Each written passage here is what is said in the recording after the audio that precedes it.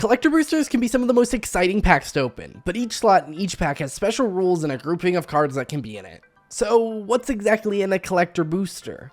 Well, it's sometimes tricky to tell, and it changes with every set. So in this video, we're going to break down exactly what's in each slot of a collector booster for Wilds of Eldraine, so you know what you're buying. Starting off, every pack starts with a double-sided foil token.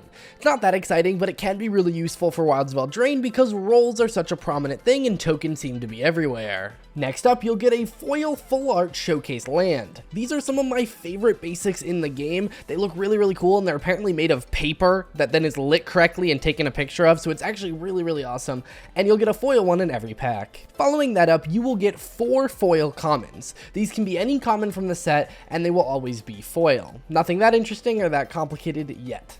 Next up, you'll get 3 foil uncommons. Again, these will just be normal uncommons in foil. Then you'll get a non-foil Enchanting Tale uncommon. Now this is the first Enchanting Tale of the pack, so let's talk about exactly what those are in case you haven't seen them. Essentially, in every draft booster, there is one Enchanting Tale, which is essentially a card from a list of really cool enchantments with really cool art that are not entering standard legality, but are in every Wilds of Eldraine booster. You can think of Multiversal Legends from March of the Machine or the Retro Frame artifacts from the Brothers' War. Either way, in this slot, you'll always get a normal, uncommon, non-foil Enchanting Tale in the slot. While they are always uncommon, there are some pretty spicy cards on the list, so this slot should not be ignored. Next up, you'll get a foil uncommon Enchanting Tale. Again, very similar to the last slot, but this time it will be traditional foil.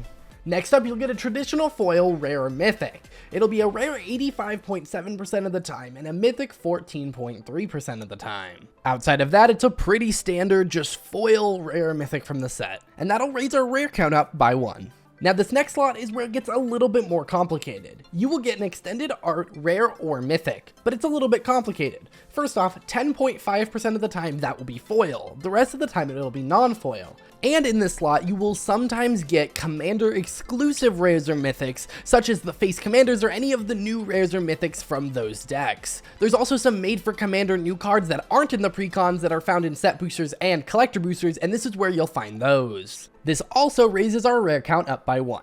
The next slot will contain a non-foil, borderless, or showcase card. Let's take a second to talk about what that means because it changes in literally every set. For this set, showcase means the adventures that have the really fancy fairy tale frames. These are really awesome looking and kind of make it look like it's a storybook, and so this will be considered a showcase card whenever you hear that term.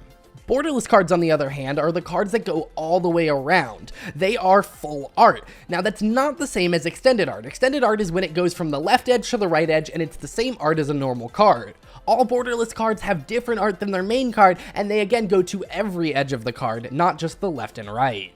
So this slot will be a guaranteed non-foil, either showcase or borderless rare or mythic. It will be a showcase rare about 54% of the time, and a showcase mythic about 12.5% of the time. Borderless rares and mythics are less common, so you'll get a borderless rare 20% of the time, and a borderless mythic about 10% of the time. The only exception to this is Kellen, who has both a borderless and a showcase frame because he's so important to the story, and so each of those is half as likely as any other showcase or borderless since both are available in the slot, meaning combined Kellen has the same chance as any other mythic, but individually the cards are more rare. This raises our rare count by 1. Next up, you will get a non-foil rare or mythic Enchanting Tale. Now, this will be a rare Enchanting Tale 73.3% of the time, a mythic one about 10% of the time, and then they have these special ones which are anime art. Not every Enchanting Tale has an anime art, but you'll get a rare anime art 6.7% of the time and a mythic anime art about 10% of the time. The thing you really need to know is this will either just be a rare or mythic Enchanting Tale, raising our rare count by 1. Alrighty, so this final slot can be a lot of different things, so we're gonna go through this one by one, talking about the odds of each, and you'll kind of get an idea that this is a crazy slot that can be almost anything. Now, one thing to note, this will always be foil, and it'll always be a rare or mythic, and that applies to everything I'm about to say except one, and it'll be really obvious which one that is, so let's jump into it.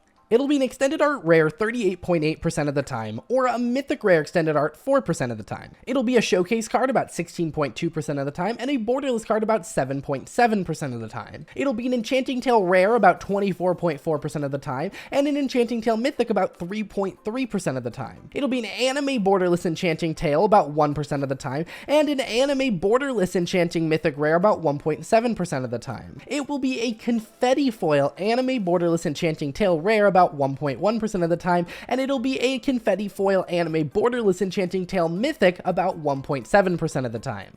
That's a lot, and let's quickly talk about confetti foiling. Confetti foiling is the last cosmetic thing Wilds of Eldraine has to offer. It's a special type of foiling that looks like confetti. Now, it's only found on the anime Enchanting Tales, so you won't be able to see it on every card, but there are a ton of really cool cards that have this cool treatment on it, and you'll be able to find it in the last slot about 2 to 3% of the time. This is very similar to Halo foils from March of the Machine and Surge foils from Lord of the Rings. Either way, it'll always be a rare mythic, so that increases our rare count by 1, bringing it to its final destination of 5 rares. Now, I really quickly want to talk about the price of collector boosters, because the past 2 sets have had pretty expensive ones, with Commander Masters ones being almost $100, and Lord of the Rings ones having the 1-of-1 serialized card, which drove the price up. These should be returning back to the $20 to $25 price tag that collector boosters are used to, and when you look at 5 rares for 20 bucks, that's not that much more than just like buying a draft pack. You don't get all the draft chaff, of course, but you get some really cool versions on it, so they're not a terrible value this time around. But let's say you want to get yourselves a confetti foil, and for some reason you don't want to just pay for it.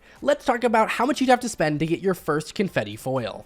So the big thing to understand is that there should be a confetti foil in 1 out of every 35.71 packs. That means if you're spending about 20 bucks per pack, it would be about $714 worth of packs before you got your first confetti foil. Now, obviously, luck is a thing. You could open 1 and get 1, you could open 3 and get 3, although those are very unlikely things to happen. The point I'm trying to make is that if you want a confetti foil of Ristic Study, you're probably better off just buying it. Especially since that chance is just to get any confetti foil, not anything in particular. It could be a rare, it could be a mythic, could be any of them. In fact, if you wanted to open a particular confetti foil, you'd have to open about 714 packs, which again at $20 a pack is about $14,280 just to get a specific confetti foil. Now, obviously, that would get you a bunch of other cards too. You're not just spending $14,000 on the confetti foil. The point I'm trying to make is that you should not be opening collector boosters in search of a specific confetti foil. It's nice that they're there, and if you open one, it's going to feel great, but that's not the reason you should be buying collector boosters if you decide to open them. Now, the last thing I want to talk about is the anime Enchanting Tales, and not the confetti foil ones, the ones that are either normal or normal foiling.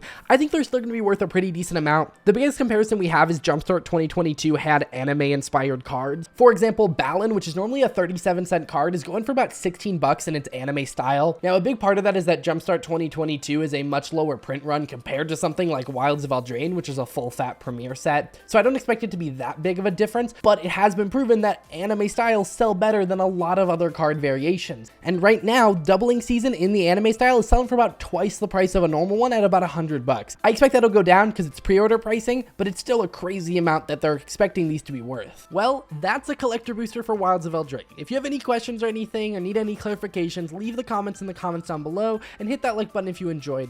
If you want to see more videos from me, check out this video here where I talk about the next 19 sets that Magic just announced, and check out this video here where I talk about the changes Arena's going to be going through in 2024. I'll see you guys in the next one. Bye.